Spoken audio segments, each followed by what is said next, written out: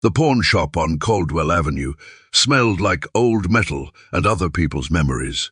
Behind the scratched glass counter, rows of rings and watches and cameras sat in velvet trays, each one a story its owner had needed to sell. The owner, a heavy-set man named Greer, had heard every story there was. He had stopped listening to most of them years ago, but the girl at the counter that Tuesday morning was different. She couldn't have been more than 9. Her hair was pulled back in an uneven ponytail, the kind a child does herself when there is no one to help. She was holding a motorcycle helmet with both arms, minus black, scuffed, with a small Iron Road Brotherhood patch above the visor, minus, and she was placing it on the counter with the careful reverence of someone setting down something sacred. "This was my daddy's helmet," she said quietly. "I need to sell it. We need the money." Greer barely looked up, but the man standing behind her in line did. Her name was Rosie.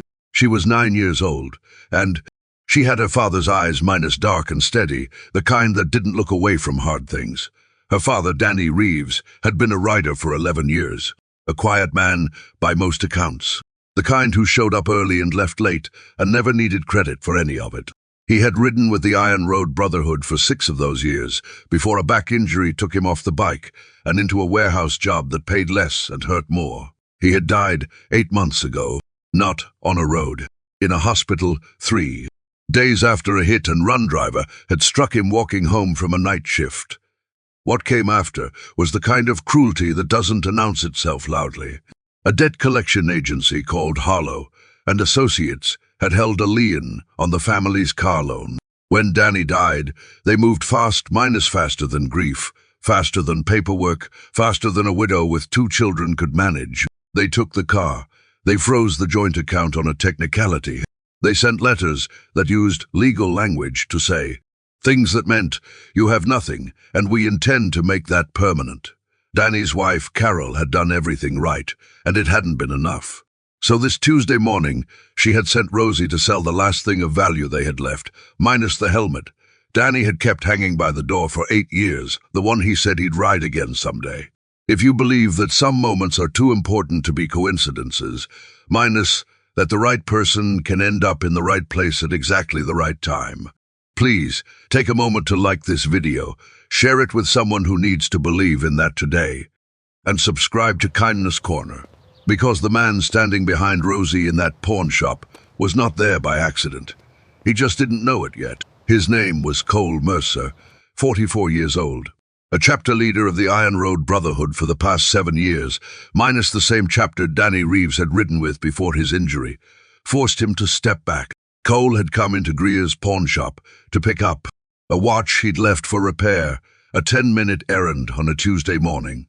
Nothing more. He had been half reading his phone when Rosie placed the helmet on the counter. The sound of it, minus that particular hollow thud of a motorcycle helmet on glass, minus made him look up without knowing why. And then he saw the patch, Iron Road Brotherhood, Chapter 7, and below the patch, in small neat letters that most people would never notice, a name written in permanent marker on a strip of white tape inside there. Rim the way riders sometimes did in the early years of the club. D. Reeves. Cole went very still. He knew that name. He knew that helmet.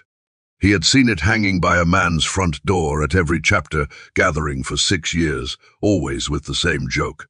"That one's for when my back gives me my life back."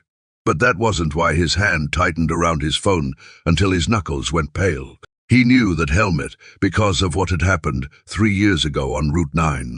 3 years ago, Cole had been riding Route 9 on a wet October evening when his front tire had blown at 60 miles an hour. What happened in the next 4 seconds was something he had never been able to describe completely to anyone. The bike went sideways. The guardrail came up fast. And then, minus before the metal and the asphalt could finish what the blowout had started, minus a pair of hands had grabbed the back of his jacket and pulled. He had never seen the man's face clearly. It had happened too fast, in the rain, in the chaos. Of a near miss that left Cole sitting on the wet road shoulder, with his heart slamming and his hands shaking, and no idea how he was still alive.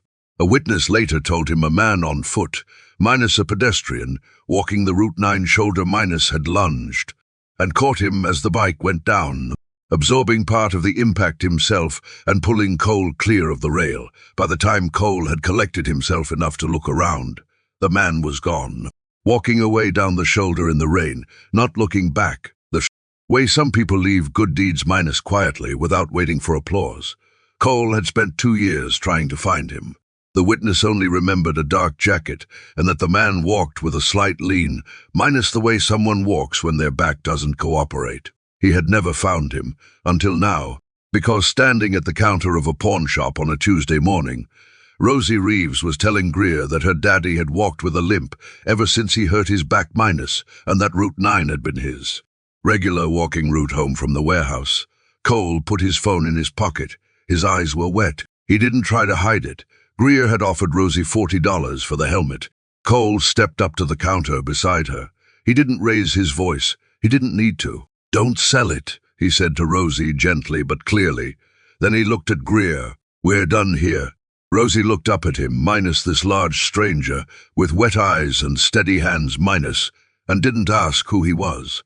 Children sometimes know things before the words arrive. "Did you know my dad?" she asked. Cole crouched to her level, the same way a man does when he wants a child to understand that he means every word.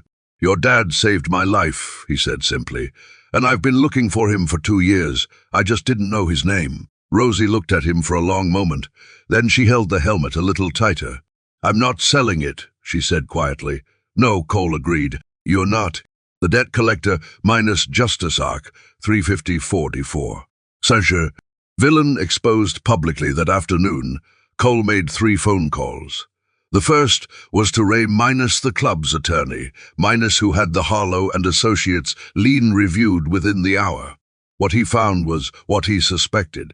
The account freeze had been applied using an expired legal instrument, procedurally improper, borderline fraudulent. The kind of move that works on people who don't have anyone in their corner. The second call was to Dutch, who knew a journalist at the county paper who had been looking for a story about predatory debt collection practices for 6 months. The third call was to the rest of the chapter.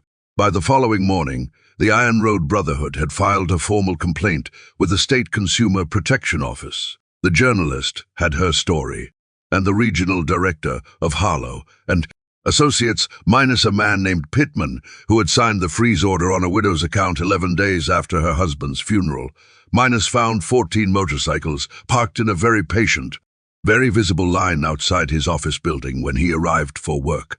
They didn't go inside. They didn't need to. Pittman resigned 3 weeks later. The freeze was lifted within 48 hours of the complaint filing. The car was returned. The story ran above the fold. Cole drove to the Reeves house on a Saturday morning with the helmet in his hands and 6 of his brothers behind him. Carol answered the door. She had the look of a woman who had been bracing for bad news for so long that good news took a moment to register. Cole told her everything. About Route 9, about the rain and the guardrail and the hands that had come out of nowhere. About 2 years of looking and never finding. About standing in a pawn shop on a Tuesday and hearing 9 words that changed everything he thought he knew about.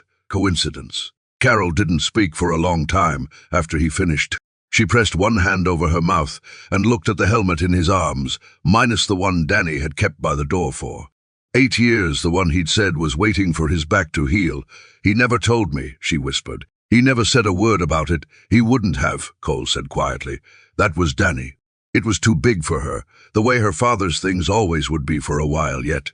But she held it against her chest, the way she had carried it to the pawn shop, minus with both arms, with complete care, with the steady eyes that were so much like his. Your dad was a hero," Cole told her. "Not because he was brave, because he was just minus Danny. He just did what was right and walked away. That's the hardest kind of brave there is." Rosie nodded slowly, processing it the way children process enormous things, minus quietly, completely, without performance. Then she looked up at him. "Will you come back?" she asked. Cole looked at his brothers behind him.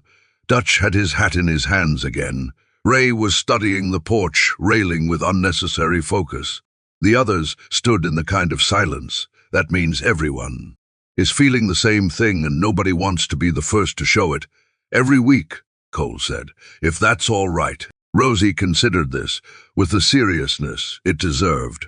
Then she stepped aside and held the door open, and the Iron Road Brotherhood went inside. If this story reminded you that the good things people do never really disappear, minus that kindness has a way of finding its way home. Even after the person who gave it is gone, please take a moment to like this video, share it with someone you love, and subscribe to Kindness Corner. Before you go, tell us in the comments, has someone ever done something for you that they never told anyone about? Tell us their name. Let this be the place where quiet heroes get remembered. Because somewhere on Caldwell Avenue, a black motorcycle helmet sits on a shelf by the door of a house that doesn't feel quite as empty as it did last Tuesday. Danny Reeves never came home, but somehow, in the way that matters most, he sent his family exactly who they needed.